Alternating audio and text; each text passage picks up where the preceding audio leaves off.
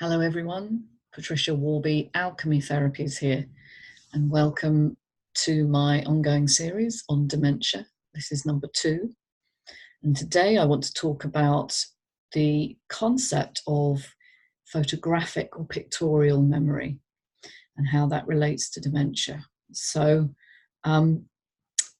in our normal state, we have various forms of memory. We have short-term, procedural, we have long-term and traumatic memory. And I'm not going to go into the full detail of where they're stored, but if you can imagine, short-term memory is really important for things like remembering, I don't know, what you did a moment ago, new people that you've just met, who they are, their names and so on. Things like PIN numbers until they become stored in long-term memory. You know, if you've got cards that have PIN numbers or logins. And in general, it's really important for knowing what's going on at any given moment. Now, longer-term memory, which tends to be the type that we commit to once we know that that information is needed, is laid down usually during sleep. We believe now during rapid eye movement sleep. There's various studies that have shown memory circuits being activated in the brain as we kind of filter and sift through the daily collection of things that have happened and decide what ones need to be stored and what ones don't. And so those that become needed to be stored are laid down as long-term memory, and that's in a different sort of collection of neural networks. There's no specific place in the brain where a memory is stored. It's more a system approach. It's a collection of firing neurons, very much like a series of lights lighting up in your brain. And oddly, when we recollect memories, the same chain of neurons lights up. And we see that in dreaming, in dream sleep. You've probably noticed when you've recollected your dreams, if you ever do remember them, that they relate to things that have happened in your daily life, but they're kind of changed. People, places, situations are varied. So memory is a dynamic process of kind of information collection and then this kind of sifting process to decide what it is we need to retain, and the rest is lost. Now, what seems to happen in the brain damage associated with dementia is that the short-term collection is what disappears. So anything that has already been stored in long-term memory stays. So who you were when you were in your 20s and 30s and 40s, family members, certainly in the early stages, you know, you recognize them. New people, you may not. But yes, so things like your daily activities and what you've just done disappear. And what the latest kind of thinking is around dementia suggests that what we need to do is access the longer term, which can often be pictorial or photographic style memories, and allow people to live in the relative safety of that space. So who they were before dementia struck becomes incredibly important. Now, with my own mum, who is 86 and gradually showing signs, she's in early to middle stage at the moment, is often confused about her daily existence. She won't remember, for instance, what she's just watched on TV, which is one of the reasons why she has claimed for a long while that all the programs are old, and she just isn't getting the enjoyment from TV that she used to get because her memory won't allow her to know what happened 5 minutes ago, so she can't follow a plot. She used to love soaps. She can't watch them anymore because she can't remember who the characters are. And so she's lost that connection with daily reality, but she still has a connection with who she was. So her personality is still intact. And she's always been a very caring person. She wanted to be a nurse when she was younger, but wasn't able to because she was highly dyslexic, so couldn't study. So she became instead a carer for old people. She also worked as a school cook. She's done very many different jobs in her lifetime, but they're all linked by caring. And the one thing that we know that we have to do is find a theme that they can relate to that allows them to be the person they really are. And this, for my mum, is going to be a carer, you know, the kind of caring person that she always was. So finding the theme is really, really crucial, and then meeting them where they are. So the kinds of conversations you have with them then aren't denying their reality. So if they say, oh, so-and-so was locked out of their house and they came to ask me if I could help them, which was something my mum said to me a few days ago, instead of denying that and saying, no, they didn't. No, that's completely wrong. I know that they haven't locked themselves out and you've just made that up or you've dreamt it, because that creates tremendous anxiety in the dementia sufferer. So instead, meet them where they are and say, oh, really? Oh, that sounds really distressing. Good job you were there to help. And that immediately takes down the stress response from what we call a red flag state, which is where basically memory is going to be highly disorganized and their function will be impaired, to calm, comfort and security and relative safety. It doesn't matter that it's not true, that you know that that didn't happen.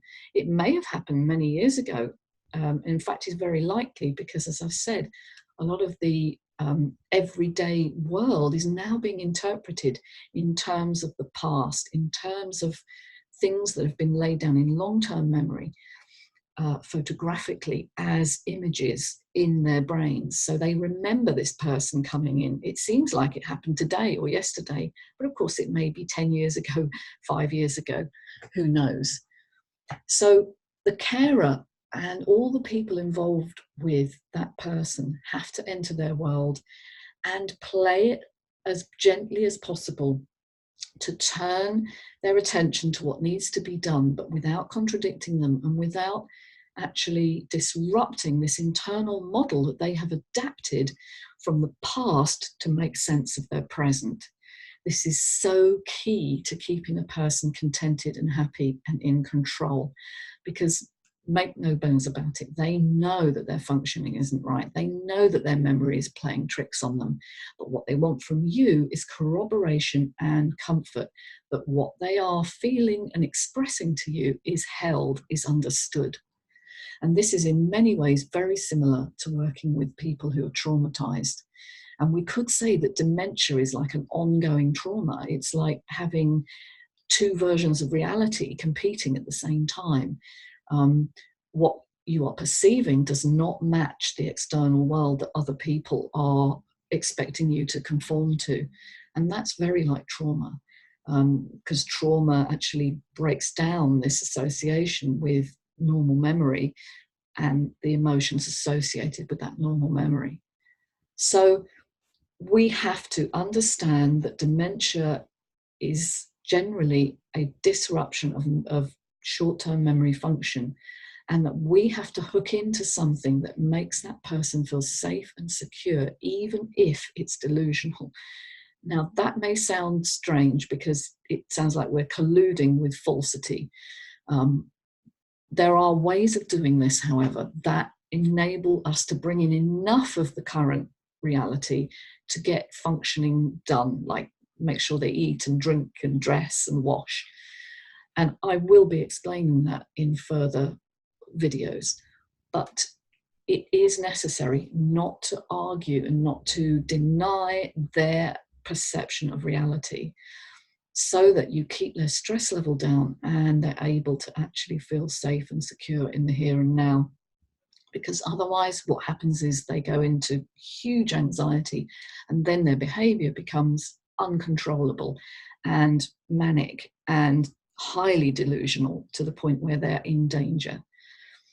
This new awareness has been detailed in the book that I showed you in the video, the first video in this series, which is called Contented Dementia. It was developed in the UK by a woman who worked with her own mother, and then she designed a program for carers and nurses within the National Health Service in Oxford. And so it has been highly tested. Now, I'm just beginning to put this into place with my own mum, as I've said. And as an example, yesterday, she's telling me something that I know is not necessarily true, but it's on her theme of caring. So she's telling me that someone is ill and has had to go and stay with their mother. I know this is not true because I'm in contact with other people that know this person, but it's obviously an old memory that's related to something she remembers happening.